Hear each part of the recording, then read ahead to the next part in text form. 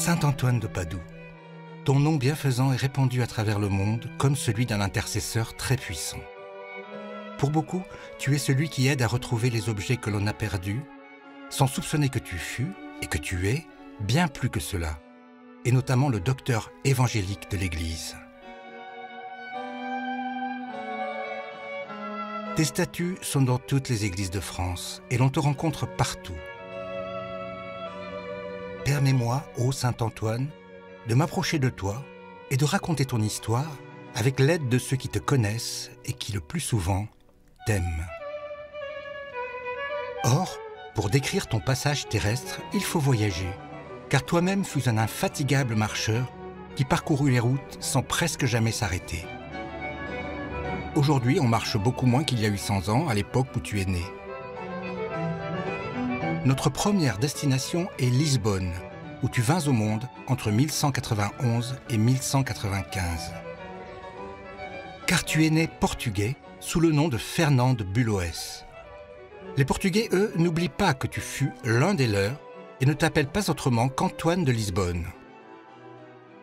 É santo muito importante para os portugueses, ilustre desconhecido. Se calhar muitos não sabem que ele foi franciscano, muitos não sabem o que Santo António fez. Em Portugal é muito conhecido como o santo casamenteiro, o santo que ajuda as mulheres a encontrarem o marido, o santo das coisas perdidas, mas a paixão de Santo António pelo Evangelho, o amor de Santo António, o grande conhecimento, a grande inteligência de Santo António e ao mesmo tempo a grande simplicidade, tantas coisas de Santo António que em Portugal não são conhecidas.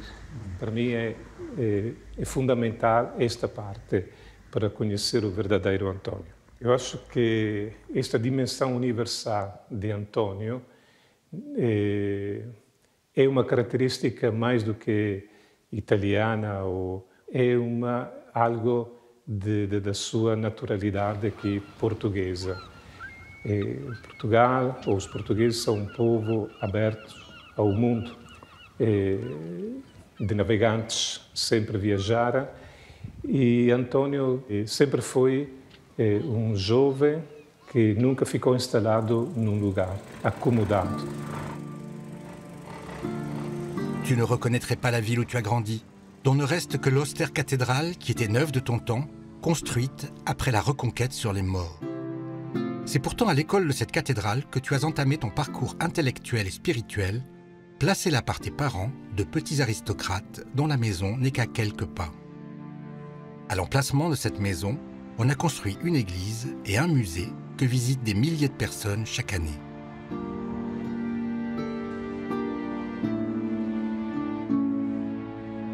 À l'adolescence, tu entras au monastère de Saint-Vincent-hors-les-Murs de Fondation Royale pour suivre des études rigoureuses, mais après 2 ans, tu décidas de quitter Lisbonne pour le monastère augustinien de Santa Cruz, dans ce qui était alors la capitale politique et culturelle du pays, Coimbra, au centre du Portugal. Tu laissas derrière toi pour toujours parents et amis et fus ordonné prêtre. Un jour, à Santa Cruz, se présentèrent d'étranges voyageurs, un groupe de jeunes gens appartenant à la communauté formée quelques années auparavant en Italie, autour d'un homme singulier, François d'Assise. Ils étaient en chemin pour aller prêcher l'Évangile dans le Maroc musulman. Ils s'installèrent dans un pauvre ermitage, devenu aujourd'hui une belle église.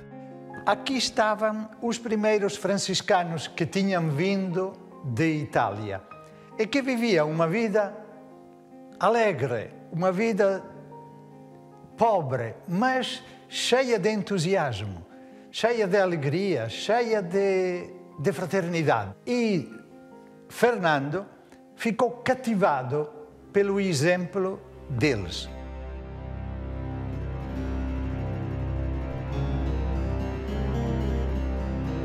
Là-dessus, les franciscains partent au Maroc et au bout de 18 mois se font massacrer. Et donc le consul du Portugal fait rapatrier leurs reliques et c'est ça le vrai déclenchement de la vocation d'Antoine. Ce fut en effet sans doute là le plus grand choc de ta vie. Tu quittas le prospère Santa Cruz pour l'Ermitage des Frères et devins l'un des leurs, prenant alors le nom d'Antoine.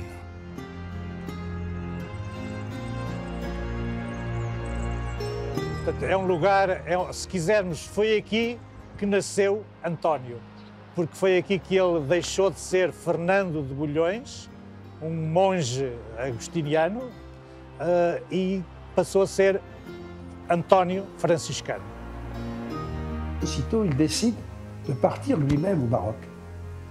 Il rentre chez les franciscains pour aller au Maroc. Et alors, c'est là où les choses se compliquent. Il prend le bateau, il va au Maroc et il tombe malade, aussitôt arrivé. À tel point que ses compagnons, voyant que son état empire, décident de le renvoyer à Lisbonne. On le met sur un bateau. Alors là, une histoire invraisemblable. Le bateau passe Gibraltar et tombe sur une tempête. Alors, aussi invraisemblable que cela paraisse, le bateau s'échoue en Sicile.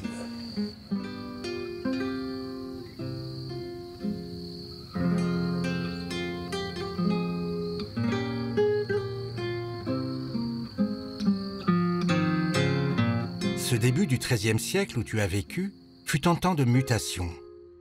L'ardeur avec laquelle tu désiras le martyre n'était pas sans rapport avec de profondes aspirations spirituelles dans tout l'Occident.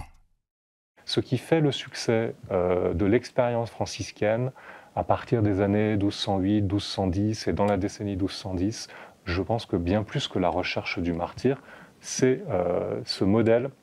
Je plaque tout et je m'investis dans le vivre l'Évangile parce que ça correspond à ce que j'ai envie de faire. Et ça correspond à des aspirations qui sont les aspirations de laïcs et notamment de jeunes qui n'ont pas envie de faire comme papa, comme ceux qui sont au pouvoir.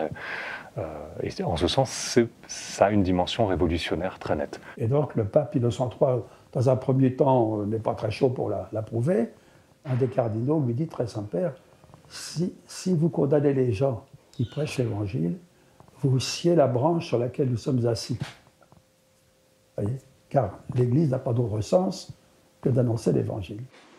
C'est une revendication en partie populaire pour que les clercs se conforment au discours qu'ils tiennent.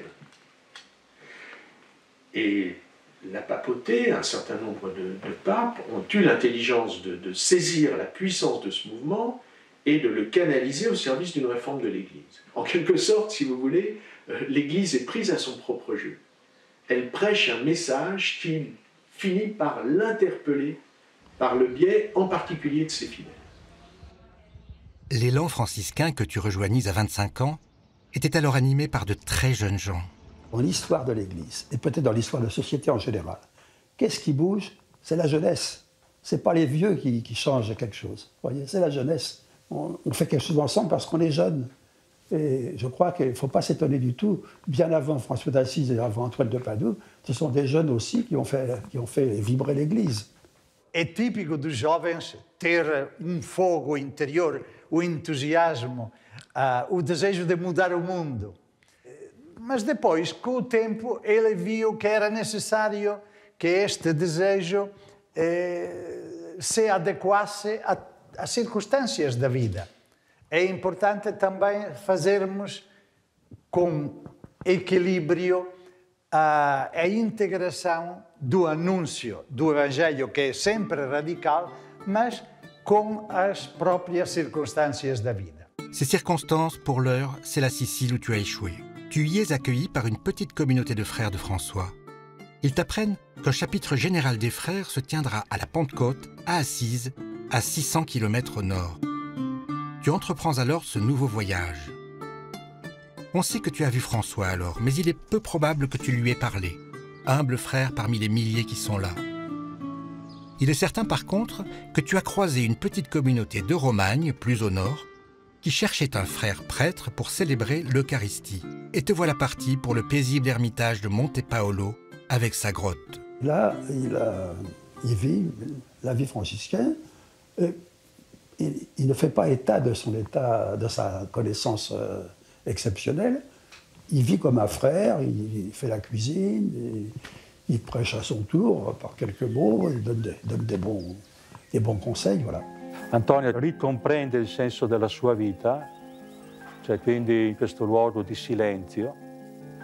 E io dico sempre, penso che Antonio, dove si dice che viveva in una caverna, che deve comprendere il senso della sua vita dopo i fallimenti precedenti. Aveva una carriera ecclesiastica che rifiuta, ha un sogno di martirio che non riesce a conseguire. Si ritrova ad Assisi in quella grande Bailam di 5.000 frati. È una persona che deve ricomporsi in unità, in frammenti, ecco, di queste esperienze. Cioè è un uomo che nell'annuncio della parola ritrova il senso della sua vita, che diventa una passione ecclesiale.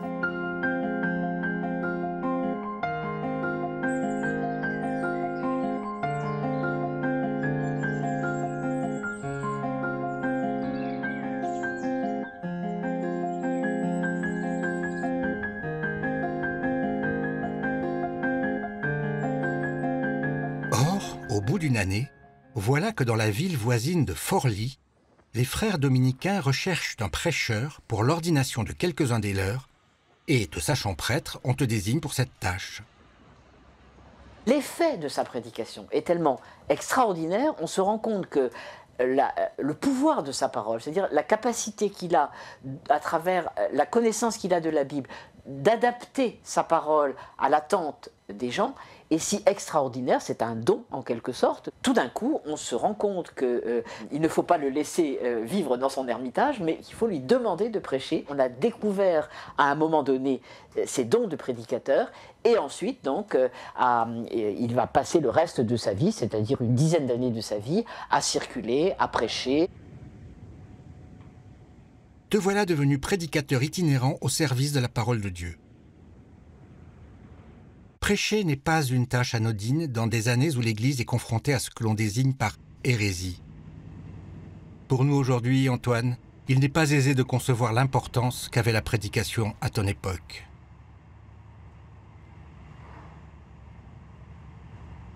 C'est leur vie et la façon dont ils vivent qui légitime leur prise de parole. On ne peut pas dissocier la vie pauvre et le fait de renoncer à tout, au bien, au pouvoir, de la prise de parole. Parce que chez ces hommes et ces femmes, il y a cette idée que c'est là, justement, la sainteté de leur vie qui légitime leur prise de parole. Quand vous êtes dans des villages ou dans des villes, que vous voyez arriver un homme qui va aller marchand ou à dos de mule, qui vit simplement, qui prône la pauvreté, qui parle bien, l'adhésion des populations peut se comprendre assez aisément.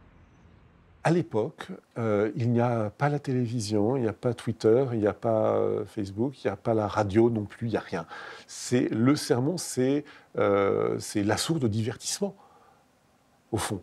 C'est pas seul, certes, il y a une leçon morale, mais en même temps, il y a des belles histoires, il y a des émotions. On vit des choses, on est dans des sociétés sans spectacle. Donc la prédication est le premier spectacle. Il faut les comparer à des artistes. Il y a ce côté, cet art de l'improvisation, cet art de comment captiver un public, comment trouver le bon thème au bon moment. Il y a ces capacités d'improvisation qui sont très très importantes dans le sermon. Tu formes avec François une sorte de couple, et beaucoup de choses semblent vous opposer, ne serait-ce que parce qu'il se disait ignorant, et que de ton côté, tu possédais la culture la plus aiguisée de ton époque. Les deux vedettes, les deux stars du début de l'ordre, François et Antoine, sont aux deux antipodes du développement culturel. Si on considère la première fraternité, il y a des gens de toutes origines, et en particulier de tout niveau culturel. Mais à côté de ça, du moment où on commence à entendre parler de cette communauté de pénitents d'Assise, où ça commence à prendre de l'ampleur, viennent vers la fraternité des clercs qui avaient reçu dans d'autres institutions religieuses une formation de très haut niveau. Je ne suis pas sûr, moi, qu'il y aurait eu autant d'intellectuels qui auraient rejoint le mouvement, je veux dire, s'il n'y avait pas eu dès le départ de la part de François, ce désir d'accepter un contrôle qui ne soit pas uniquement une espèce d'autocontrôle, mais un contrôle de la part de l'Église. Je pense qu'il a été très heureux de voir que de grands intellectuels le rejoignaient, parce qu'il voyait très bien que c'était des instruments fabuleux au service de la mission qu'il s'était donnée et que ces gens partageaient désormais avec lui.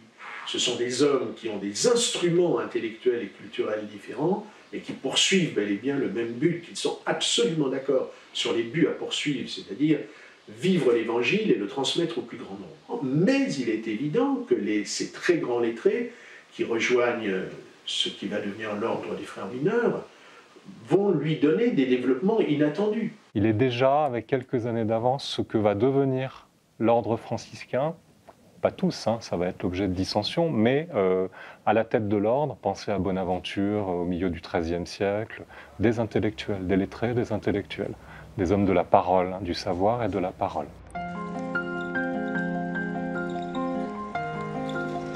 Après la révélation de ton génie de la prédication à Forlì, tu t'es mise en route pour prêcher et convaincre, notamment incrédules et hérétiques.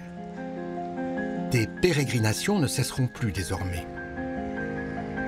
Tu parcours les villes d'Italie du Nord, comme Rimini, où devant le manque d'intérêt des habitants, tu prêches devant les poissons de la rivière et de la mer qui sortent à la tête de l'eau pour écouter ta parole.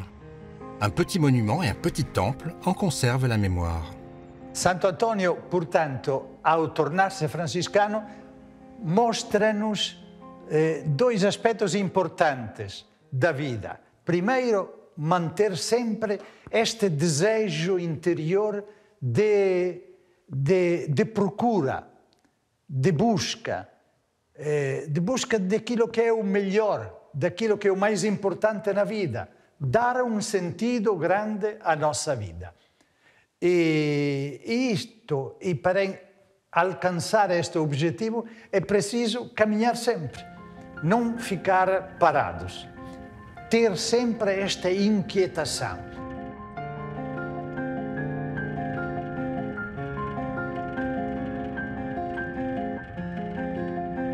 En 2022, Antoine, tu as une actualité scientifique.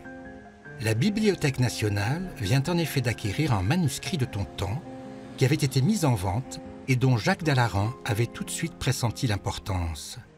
Il s'agit d'un ensemble comportant une vie inédite de saint François, la vie retrouvée, écrite peu après ta mort, mais aussi des notes prises par des étudiants au cours de prédications parisiennes. Une équipe de savants a travaillé 7 années durant pour déchiffrer ce manuscrit et en tirer les leçons. Un manuscrit qui est quelquefois très abîmé, voilà, ça c'est typique. Ici on a pu écrire qu'à l'intérieur de parchemin qui est un rebut certainement. Hein. Mais c'est toujours extrêmement émouvant de revoir l'original. Vous savez que les gens du XIIIe ont écrit là-dessus. Vous communiez avec eux quand vous avez ça, que vous tournez les pages. C'est extraordinaire, c'est unique. Il y avait là-dedans, en effet, la copie de la vie de François d'Assise qui était perdue jusque-là. Donc la deuxième, écrite par le grand hagiographe de François, qui est Thomas de Celano. Nous sommes, je dirais à coup sûr, dans la production d'une communauté franciscaine, des disciples de saint François, et il y a là-dedans justement quelques textes d'Antoine de Padoue, et il cite François comme justement un modèle à suivre dont la parole a une valeur sacrée en quelque sorte. Vous voyez, c'est un peu à mémoriser comme une règle de vie. Et ce simple fait montre que, contrairement à ce que les historiens avaient longtemps pensé, il y a une véritable communication entre les deux hommes, bien sûr un respect mutuel, mais en même temps, il n'y a pas cette double voix qu'on imaginait, puisque au fond, Antoine, dans sa prédication, semble bien se faire l'interprète de la vision de François à travers une parole de François qu'il cite. Et les autres grandes bibliothèques américaines, britanniques ou allemandes ne sont pas mis sur les rangs pour ça? Elles n'ont pas eu le temps. Nous avons été les meilleurs, car nous avons immédiatement pris contact avec la Bibliothèque nationale, qui a fait le nécessaire pour acquérir ce trésor. Alors c'est vrai qu'on imagine volontiers qu'ils avaient ça comme ça dans une poche, et qu'ils le portaient au cou. Et là, il semble quand même que la première des finalités était la prédication.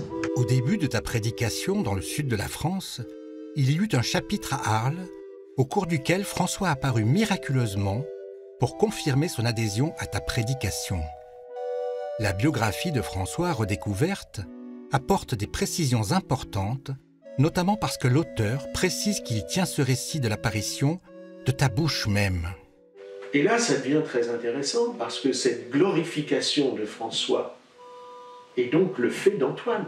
L'épisode de la vie retrouvée, dans lequel Thomas dévoile donc le nom de son informateur, Antoine de Padoue, est la preuve absolue qu'Antoine de Padoue a bel et bien parlé de François, puisque c'est lui qui a raconté un des épisodes les plus fameux de la vie de François d'Assise, cet épisode du chapitre d'Arles. Et au fond, un épisode qui n'était pas tellement à la gloire d'Antoine, mais totalement à la gloire de François. Après l'Italie, on t'envoya dans le sud de la France. Tu passas par Arles donc, Montpellier, Béziers, Carcassonne, Toulouse, Le Puy, Châteauroux ou Bourges. Tu te fixas à Limoges et surtout Brive-la-Gaillarde, où un couvent veille depuis 800 ans sur les petites grottes où tu t'étais installé.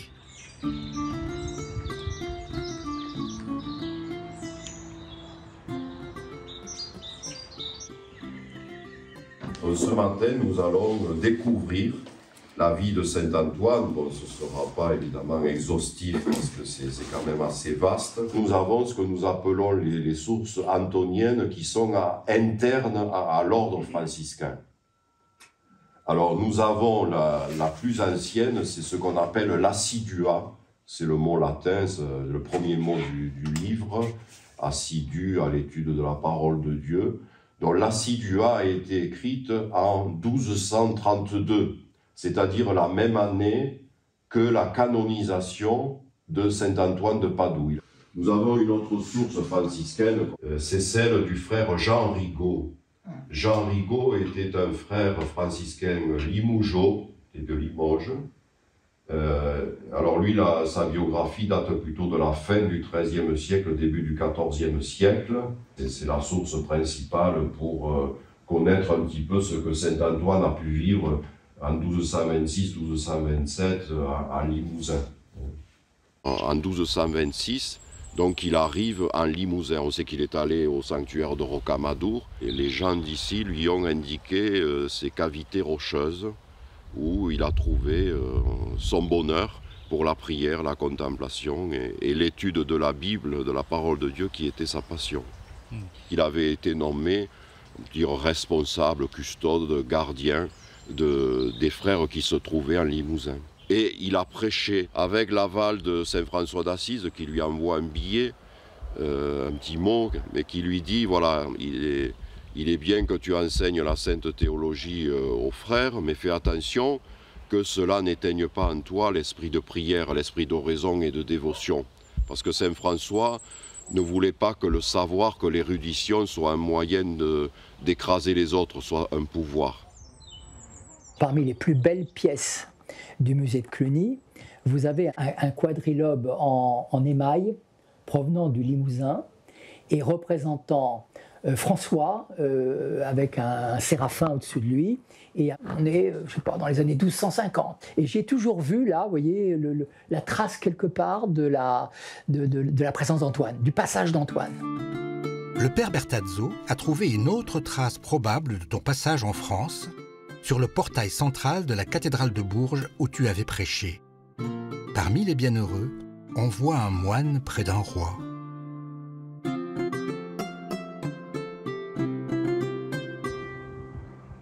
Sur ton chemin, la tradition a conservé la trace de miracles que tu as effectués. Le plus fameux étant celui de la mule à Toulouse. Un hérétique, ou au moins un sceptique, ne croyait pas en la présence réelle du Christ dans l'Eucharistie. Tu lui suggéras alors de ne pas nourrir l'animal pendant 3 jours, puis de lui donner le choix entre le picotin d'avoine et l'hostie consacrée. La mule refusa l'avoine et s'inclina devant l'Eucharistie, convertissant aussitôt son maître. Une autre fois, un seigneur qui te recevait dans son château te surprit en adoration devant l'enfant Jésus rayonnant. C'est là la source de milliers d'images de toi. Au début, tu étais représenté avec le livre saint, puis avec l'enfant hiératique, la parole, puis enfin avec l'enfant plein d'amour.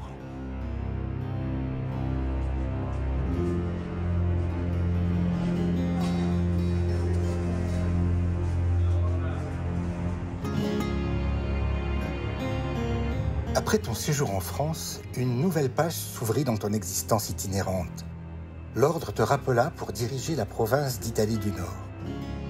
François venait de mourir et son procès de canonisation était en bonne voie. Ton activité principale était les sermons que tu faisais un peu partout. Tu as pris soin d'en mettre par écrit après coup la trame et les arguments, comme autant de manuels ou de boîtes à outils pour les autres frères. Mais il nous manquera toujours la réalité de ce que tu prononçais et de ce qui émouvait à ce point les foules. De nos jours, il est difficile de comprendre le succès des prédicateurs de ton époque. Ce sont des associations de termes qui lui permettent de se déplacer à une vitesse incroyable dans les textes bibliques qu'il commente. Ça, c'est très caractéristique, selon moi, d'Antoine de Padoue, et comme il est le premier prédicateur lettré de l'ordre des frères mineurs à avoir laissé un recueil de sermons, je dirais que oui, de ce point de vue-là, ça marque une étape vraiment, vraiment importante. Soucieux d'enseigner les futurs prédicateurs, tu créas un petit institut de théologie à Bologne, à 2 pas de la grande université de droit.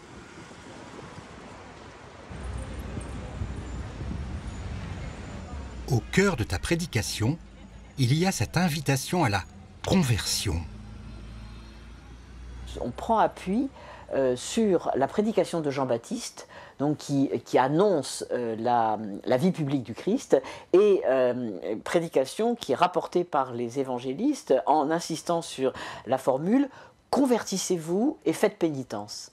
Mais conversion veut dire, au sens propre du terme, rentrer en soi, se retourner vers soi et ensuite donc faites pénitence, donc changer de comportement, qu'on appelle en grec la métanoïa, c'est donc rentrer en soi et comprendre que on peut mieux faire, si je peux dire, et à partir de là donc se mettre à modifier ses comportements pour être plus proche de ce que l'on a compris du message évangélique. Du moment où ils se convertissent, ils n'arrêtent plus de se convertir. C'est-à-dire, ils ne basculent pas dans le post-conversion, ils basculent dans la conversion permanente, la remise en cause permanente. À la fin de sa vie, François dit « Mais qu'est-ce qu'on a fait? On n'a rien fait. Il faudrait tout recommencer au départ. C'est nul. » Voilà. On ne se satisfait pas de l'immobilité. Donc il y a un mouvement des personnes, il y a un mouvement des biens, il y a un mouvement des idées, et il y a un mouvement d'amour. François d'Assise, son Dieu est le Dieu trinitaire. Et c'est quoi la Trinité? C'est une circulation. C'est une circulation d'amour entre les 3 personnes.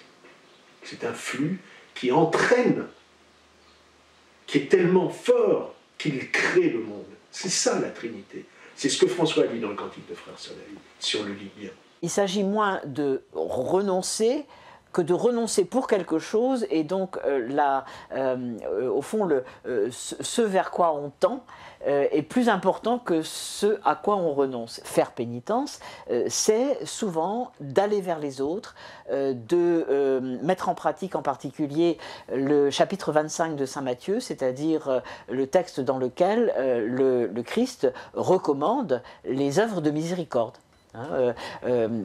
Donner à boire à celui qui a soif, à manger à celui qui a faim, visiter les prisonniers, aider les malades, etc.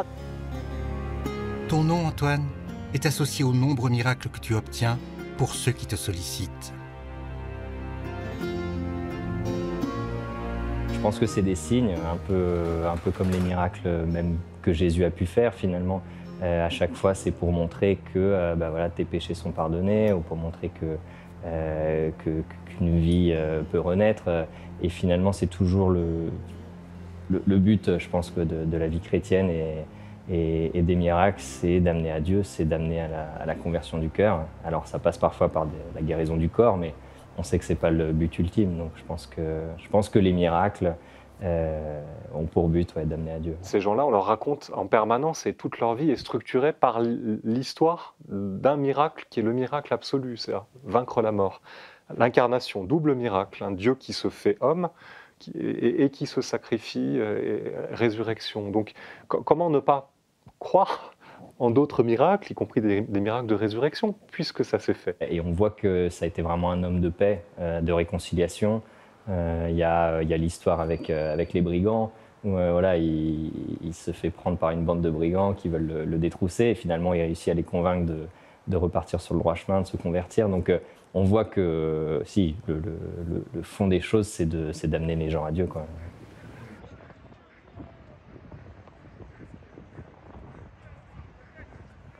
J'en viens à Antoine de Padoue. Pourquoi Antoine de Padoue? C'est qu'on a là un des plus grands thaumaturges du Moyen-Âge. J'ai beaucoup d'affection pour ce personnage assez fascinant. Donc il y a une première vie écrite par un contemporain. Donc elle est écrite dans l'année qui suit la mort d'Antoine. Et il y a finalement assez peu de miracles, même dans ce texte. C'est un récit finalement assez sec qui fait surtout l'éloge de la prédication. Il dit c'est la prédication fabuleuse d'Antoine qui a converti. Voilà. Chacun a confessé ses péchés, a abandonné ses mauvaises activités, les prostituées, les usuriers, etc. Les voleurs ont été convertis, touchés par la grâce, par la puissance de son verbe. Donc c'est des sermons assez typiques de la fin du XIIe siècle, qui sont jolis, mais il n'y a rien d'extraordinaire. Ce qui montre bien que la puissance d'Antoine de Padoue passe par son verbe, par sa présence physique. C'est ce que nous appelons, de façon assez commune, on dit le charisme.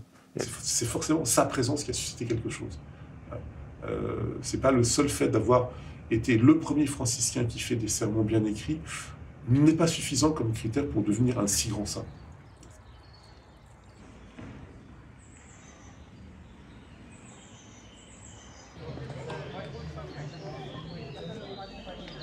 Je crois que les plus beaux miracles, ce sont ceux qui ne se voient pas. Ce sont ceux qui sont tout à fait intérieurs, qui sont dans le domaine du cœur. Et voilà. Mais après, il y a des personnes qui nous disent « j'ai reçu des grâces ». Voilà. Il y a toutes sortes de raisons qui font qu'on prie Saint-Antoine, mais je pense que les véritables miracles sont ceux qui provoquent le retournement d'une vie, un changement intérieur profond, une nouvelle orientation, des nouveaux horizons qui s'ouvrent, voilà, des guérisons qui peut-être sont plus spirituelles que physiques. Mais on a eu l'écho là d'une guérison physique, de quelqu'un qui avait une tumeur et qui a prié Saint-Antoine. Les médecins ne comprennent pas, la tumeur a disparu. Quelques mois avant de mourir, tu abandonnas tes responsabilités dans l'ordre et vins habiter Padoue, une cité importante non loin de Venise. Si tu es resté dans la mémoire humaine comme Saint-Antoine de Padoue, c'est qu'il se produisit avec le peuple de cette ville une rencontre extraordinaire dont l'apothéose fut le prêche de Carême de 1231. Des milliers de personnes viennent l'écouter. Il faut concevoir Saint-Antoine à ce moment-là comme un saint vivant. C'est quelqu'un qu'il faut protéger. Il a des gardes du corps. Et on dit qu'il y a même des femmes qui lui courent après avec des ciseaux pour essayer de couper un morceau de son habit. Un tel succès que très vite, dès le 2 ou 3e prédication sur les 40 jours, on quitte les églises et on va l'entendre dans une prairie, en dehors de la ville. Et donc des milliers de personnes, chaque soir à 17h, quittent leur travail et viennent écouter la prédication d'Antoine. Tu fis alors une prédication retentissante, dans laquelle tu condamnais sévèrement les usuriers de la ville, et en mémoire de toi, la municipalité prit la décision de ne plus incarcérer les pauvres débiteurs. Donc c'est pas simplement traduire, si vous voulez, le texte des évangiles dans la langue vernaculaire, mais c'est aussi prendre position concrètement pour défendre les pauvres qui risquent d'être les victimes d'une société qui est elle-même en train de changer, société dans laquelle la pauvreté se développe, les gens ne peuvent pas vivre sans emprunter de l'argent et souvent n'arrivent pas à rembourser.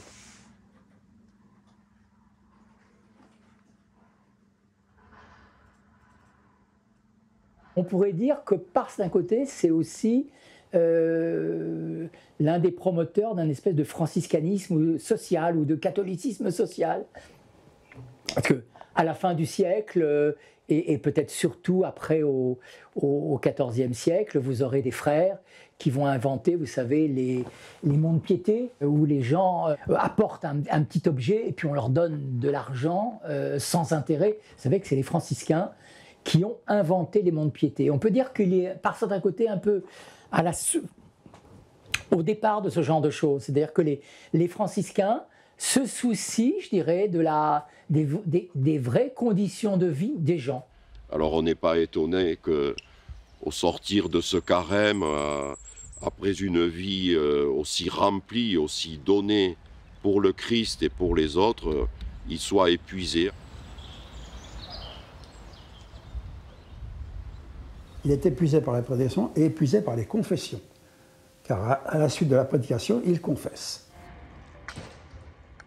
Après Pâques, tu vins prendre du repos à Campo San Piero, au nord de la ville, où tu fis établir une cabane dans un figuier, d'où tu continuais à prêcher. Ce serait ton dernier ermitage. Sentant la mort venir, on te ramena à Padoue et tu succombas dans le faubourg de l'Arcella, événement dont une église garde la mémoire.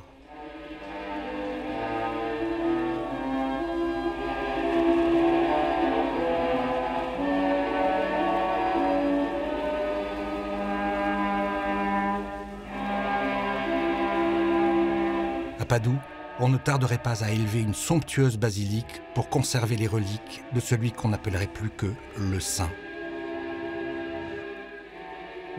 Avevano, quando è stata fatta la ricognizione, hanno fatto un calco del cranio di Sant'Antonio, quindi hanno potuto, a partire dal cranio di Sant'Antonio, hanno fatto la ricostruzione di San Francesco, non è rimasto niente.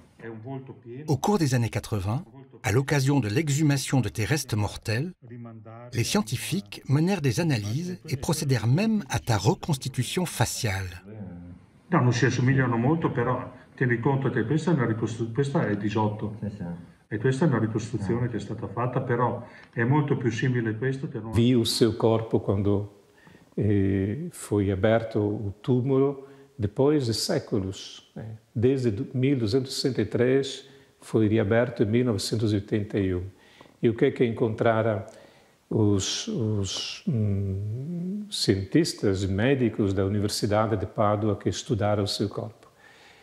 Descobriram qual era o seu estilo de vida. Um homem que caminhou muito. Um homem que tinha um estilo de vida austero, sóbrio. Parece que não comia carne, mas só verduras, principalmente. Podemos encontrar em Antônio modelos para um estilo de vida hoje mais saudável.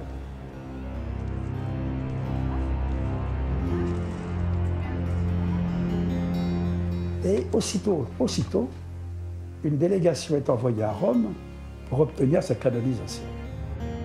Il ne faudra que 11 mois à l'enquête de canonisation et au pape Grégoire IX pour t'établir dans le sanctorat universel. Tu ne cesseras plus, dès lors, d'être l'un des plus puissants intercesseurs de la foi chrétienne. Alors les miracles d'Antoine vont aller en s'enflant de plus en plus jusqu'à ce qu'ils soient en quelque sorte recouverts, oubliés par ce flot miraculeux. Je suis convaincu qu'il y a une continuité entre l'Antoine vivant et l'Antoine de la mémoire. C'est la voix d'Antoine qui ne se tarit pas, qui continue par un flot de prodiges. Sa parole elle-même était miraculeuse. Puisque, c'est quoi un miracle? C'est pas un tour de magie, c'est une conversion. Un miracle, c'est avant tout une conversion du cœur. Et au fond, Du moment où on comprend cela, il est logique que la prédication, qui est une prédication d'appel à la conversion, c'est-à-dire à retourner son cœur, eh bien il est normal que ça se continue sous forme de miracle. La voix d'Antoine continue à produire des miracles. Aujourd'hui, tu es celui qui permet de remettre la main sur les objets perdus. Cette réputation vient de ta prière exaucée pour retrouver un psautier que l'on t'avait dérobé. Depuis assez jeune, si je perdais quelque chose ou voilà, j'avais besoin de quelque chose de pratique, je priais assez facilement Saint-Antoine. Et d'ailleurs, ça marche assez bien. Et alors que là, j'ai pu découvrir la personne, le fait de pouvoir passer ici à la basilique, prier sur sa tombe, voilà, ça donne un peu plus de consistance à la relation. Et alors, je lui confie beaucoup les situations difficiles de mes proches, de mes amis, de ma famille. C'est vraiment, ouais, je découvre une belle relation voilà, en lui confiant vraiment les souffrances des personnes. Ouais. Saint-Antoine est quand même un peu plus que celui qui fait retrouver des objets perdus. On perd des choses bien plus importantes. Les pèlerins, justement, sont témoins quand ils discutent un petit peu avec les frères qu'ils ont perdu l'amour, l'amitié, ils ont perdu un être cher, ils ont perdu la santé, ils ont perdu une profession, un métier. Ils ont perdu le sens de la vie, ils ont perdu la foi. Beaucoup de choses qui déstabilisent, qui rendent les personnes très très malheureuses. Et on voit des gens qui arrivent ici qui sont courbés. Alors on peut dire ce qu'on veut de la dévotion populaire, Dieu il regarde les cœurs. Et les signes, chacun trouve sa manière de s'exprimer. Mais c'est extrêmement profond. Oui, on a tous besoin de quelque chose qui nous permet d'aller à Dieu. Alors le Christ, évidemment, en tant que chrétien, première chose, mais je pense que les saints, s'ils ont une raison d'être, entre guillemets, dans notre foi, c'est parce qu'ils nous amènent à Dieu. Donc je pense que Saint-Antoine, encore aujourd'hui, amène à Dieu, ouais, c'est sûr. Sono gesti antichi, quelli di andare nel luogo santo, il luogo del pellegrinaggio. Cioè il pellegrinaggio appartiene a tutte le religioni ed è un muoversi, mettersi in movimento. Quando si arriva anche in questo luogo dove c'è la tomba di Sant'Antonio, c'è subito, fin dagli inizi, è una tomba, ma soprattutto c'è quel gesto che è molto umano del toccare.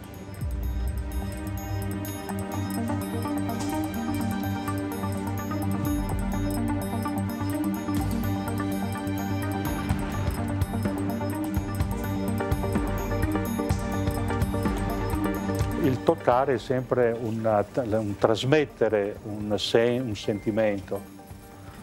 Nel Vangelo noi troviamo che Gesù ogni volta che deve guarire tocca una donna malata, tocca un morto, tocca un lebbroso. E allora questo fatto del toccare è una partecipazione corporea, vorrei dire, che esprime proprio questa vicinanza. E poi è un toccare, è un accarezzare quella tomba, ecco, dove mettere una mano e soprattutto quello che colpisce è il silenzio, ecco, con cui viene vissuto questo gesto dell'accarezzare toccando appunto quella tomba. Cioè che Sant'Antonio viene recepito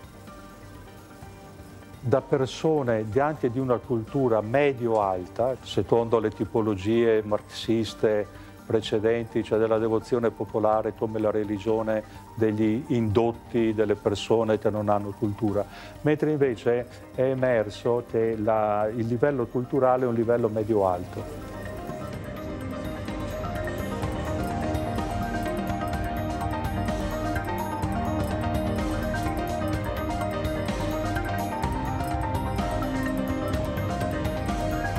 E dove la figura di Antonio è percepita come una figura affettivamente presente nell'universo simbolico e nell'universo affettivo della persona.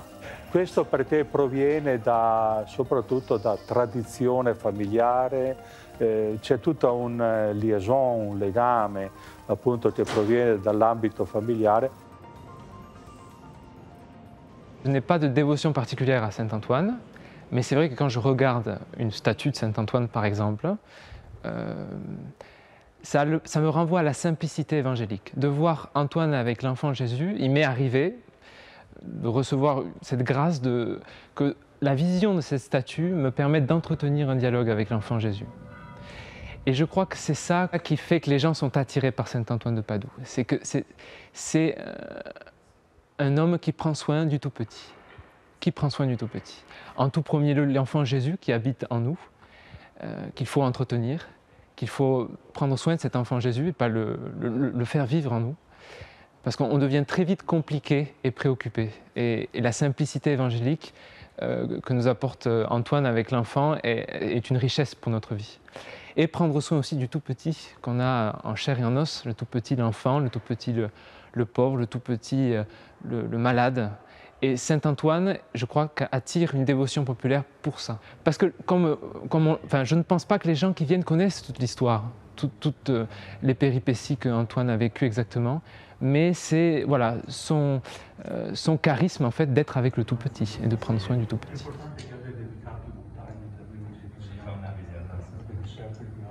Slogan, la parola d'ordine con cui nel 1995 si è voluto celebrare il centenario della nascita di Sant'Antonio era proprio Vangelo e carità. Quindi il libro del Vangelo su cui Antonio ha fondato la sua scienza e la sua passione è la carità nel segno del pane, un segno che peraltro nasce proprio in Francia, a Tolone, appunto dove nella seconda metà dell'Ottocento c'è questa attività caritativa legata al terzo ordine francescano, soprattutto dei Cappuccini, che distribuisce il pane. E poi dalla Francia viene anche qui a Padova, dove c'è l'opera del pane dei poveri, che è una delle attività caritative qui della Basilica. Discutono se è stato prima a Padova o a Tolone, ma questo è un altro problema. Moi, quand je vois des personnes qui ont fait des milliers de kilomètres pour venir ici, j'ai rencontré des personnes qui m'ont dit, vous savez frère, nous ne sommes pas très riches, mais on a fait des économies toute notre vie pour aller à Lisbonne, pour aller sur les pas de Saint-Antoine au Portugal, pour venir à Brive et ensuite pour aller à Padoue. Parce que pour nous, Saint-Antoine, c'est quelqu'un. C'est quelqu'un. Il ne le situe pas au-dessus de Dieu, mais c'est quelqu'un. Donc quand ils disent c'est quelqu'un, c'est-à-dire qu'il fait partie de la famille. C'est un ami, c'est un compagnon, c'est un modèle. Il a quelque chose à nous dire, à toutes les générations aujourd'hui. Voilà. É muito atual pela radicalidade e pela coragem de vida. Esta vida franciscana é uma novidade que devo abraçar e tive a coragem de mudar. E acho que Santo António pode dar uma palavra à nossa igreja que tem necessidade de mudança. Santo António é muito atual pelo seu amor aos pobres e a situação que estamos a viver de pandemia, de guerra, de crise. Santo António é atual porque diante da pobreza, diante da miséria, ele indica Cristo e Cristo é a resposta hoje. E acho que Santo António também é muito atual pela coragem de António. Denuncia os horários, denuncia a exploração dos pobres, denuncia as desigualdades. Hoje, António pode ser um desafio. Traduzi-lo também como modelo de vida também para os jovens, para a juventude. Portugal prepara-se para acolher jovens de todo o mundo nesta terra e dar a conhecer também a sua dimensão missionária, quer dizer, uma igreja que sempre foi missionária. E, sobretudo, figuras de missionários que marcaram a vida de Portugal ao longo de tantos séculos. Um destes, e um dos primeiros, foi António. Eu acho que António pode ser um modelo para os jovens de hoje, jovens que, através do Erasmus, através da procura do trabalho e da facilidade também em viajar, descobri-lo como um modelo de alguém que tem um projeto de vida. Eu acho que também para os jovens hoje a procura de um mundo melhor, de uma justiça e também de uma vida mais de família, do mundo como família, eu acho que António pode ser uma proposta, um modelo.